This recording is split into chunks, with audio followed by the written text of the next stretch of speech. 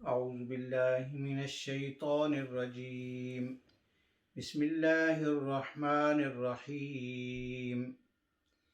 ذلك بأنهم استحبوا الحياة الدنيا على الآخرة وأن الله لا يهدي القوم الكافرين. أولئك الذين طبع الله على قلوبهم وسمعهم وأبصارهم وأولئك هم الغافلون. لا جرم أنهم في الآخرة هم الخاسرون. ثم إن ربك للذين هاجروا من بعد ما فتنوا ثم جاهدوا وصبروا إن ربك من بعدها لغفور رحيم. يوم تأتي كل نفس تجادل عن نفسها وتوفى كل نفس ما عملت وهم لا يظلمون. صدق اللہ العظیم. محترم حضرات، آپ کو یاد ہوگا کہ گزشتہ درس میں ایسے لوگوں کا ذکر کیا گیا تھا، دو قسم کے لوگوں کا، کہ ایک تو وہ لوگ تھے جو مسلمان ہو کر دوبارہ شیطانی وساوس میں پھنس کر اور کفار کے ورگلانے پر ایمان سے پھر گئے تھے، یعنی مرتد ہو گئے تھے، کافر ہو گئے تھے.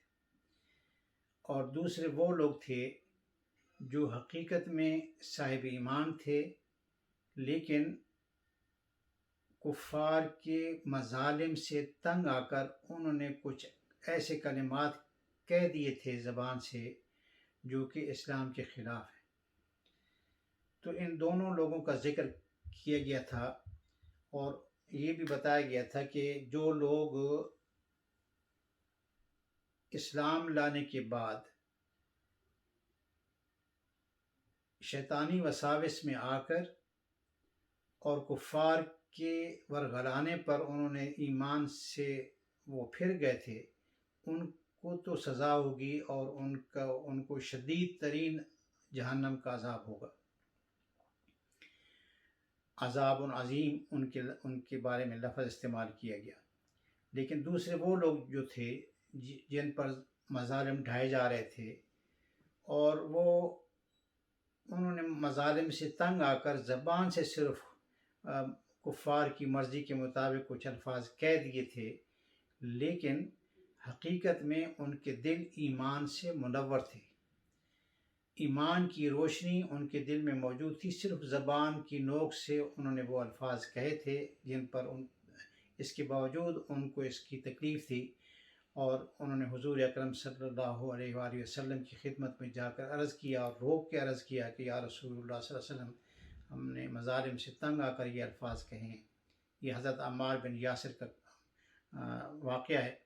تو حضور اکرم صلی اللہ علیہ وسلم نے ارشاد فرمایا کہ تمہارے دل کی حالت اس وقت کیا تھی؟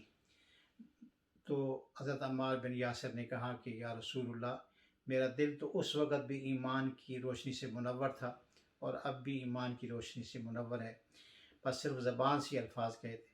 تو آپ صلی اللہ علیہ وسلم نے ارشاد فرمایا کہ ٹھیک ہے، کوئی پرواہ نہیں، اگر دوبارہ ایسی کوئی موقع پیش آئے تو دوبارہ پھر کہہ دینا، کوئی مسئلہ نہیں، بس دل میں ایمان تازہ ہونا چاہیے، دل میں ایمان کی روشنی جو ہے نا وہ باقی رہنی چاہیے.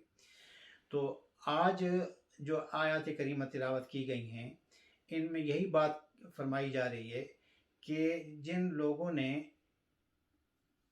دنیا کو ترجیح دی آخرت پر، یعنی کہ وہ محبت کرتے ہیں دنیا سے، تو ان لوگوں کا جو ہے آخرت کے مقابلے میں دنیا کو زیادہ ترجیح دی، تو ان لوگوں کو وہ اللہ تعالیٰ کے ناشکر ہیں، اور ایسے لوگوں کو اللہ تعالیٰ ہدایت نہیں دیا کرتا. اور ایسی جو لوگ ہیں وہ ان کے دلوں پر اور ان کے کانوں پر اور ان کی آنکھوں پر اللہ تعالیٰ نے مہر لگا دی ہے، اور یہ لوگ جو ہے نا اپنے انجام سے بالکل غافل ہیں. قدرتی بات ہے کہ جب وہ مسلمان ہو کر بھی शैतानी वसाविस में आ गए हैं, तो फिर उन्होंने हकीकत को ना समझने की कोशिश की ना, यानी कि जो सही बात थी ना तो उनको आंखों से देखा, ना कानों से सुना, और ना ही उनके दिल पर कोई असर हुआ। तो ऐसे लोगों के लिए अल्लाह रब्बुल इज़्ज़त ने ये उनकी सज़ा के तौर पर ये फरमा दिया कि ऐसे लोगों के कानों पर भी अल्लाह ताला ने मोहर लगा दी है, और उनकी आंखों पर अल्लाह ताला ने पर्दा डाल दिया है, और उनके दिलों पर अल्लाह ताला ने मोहर लगा दी है कि उनके ऊपर किसी किस्म की कोई जो हिदायत है वो असर नहीं करती, कोई सही बात उनके ऊपर असर नहीं करती है। तो फिर फरमाया कि ला जरम अन्नहुम फिल आखिरति हुमुल खासिरून, कि लाजमी बात है कि यही लोग हैं जो आखिरत में सबसे ज़्यादा नुकसान उठाएंगे। हाँ, अल्लाह रब्बुल इज़्ज़त हम सब की हिफाजत फरमाएँ। तो ऐसे लोगों को यानी कि क़यामत के दिन सबसे ज़्यादा खसारे का सामना होगा। सुम्मा इन्न रब्बक लिल्लज़ीना हाजरू मिन बाद मा फुतिनु। अब आगे उन लोगों का जिक्र किया जा रहा है जो इतनी आजमाइश और फितने में पड़ने के बाद फिर उन्होंने हिजरत की, और फिर हिजरत करने के बाद उन्होंने जिहाद किया अल्लाह ताला के रास्ते पर, और अल्लाह ताला के ऊपर ईमान लेके आए। तो ऐसे लोगों के लिए फरमाया कि वो लोग जिन लोगों ने इतनी तकलीफ़ें बर्दाश्त करने के बाद फिर उन्होंने हिजरत की, हिजरत करने के बाद उन्होंने नेक आमाल भी किए, तो फिर ऐसे लोगों के लिए अल्लाह रब्बुल इज़्ज़त की जो है ना बख्शिश है, और अल्लाह ताला उन पर रहम फरमाने वाले हैं। इसके बाद फरमाया कि यौम तअती कुल्लु नफ्सिन तुजादिलु अन नफ्सिहा व तुवफ़्फ़ा कुल्लु नफ्सिन मा कसबत व हुम ला युज़लमून, कि ये जो लोग हैं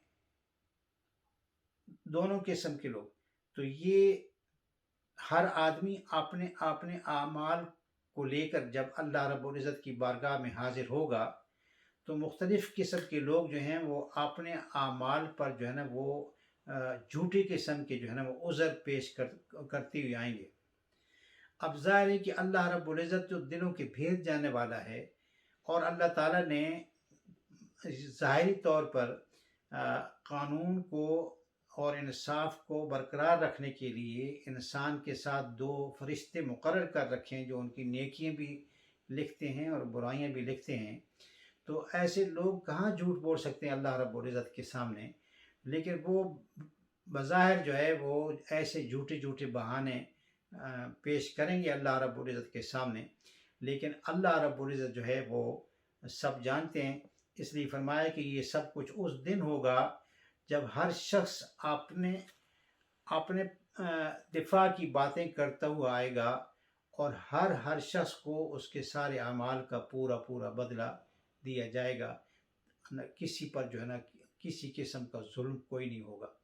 तो अल्लाह रब्बुल इज़्ज़त से दुआ है कि वो हम सब को इस दुनिया में रहते हुए नेक अमल करने की तौफीक अता फरमाए, और कुरान मजीद को सही पढ़ने की, इसको समझने की और इस पर अमल करने की तौफीक अता फरमाए। आखिर दावाना अनिल हम्दुलिल्लाहि रब्बिल आलमीन।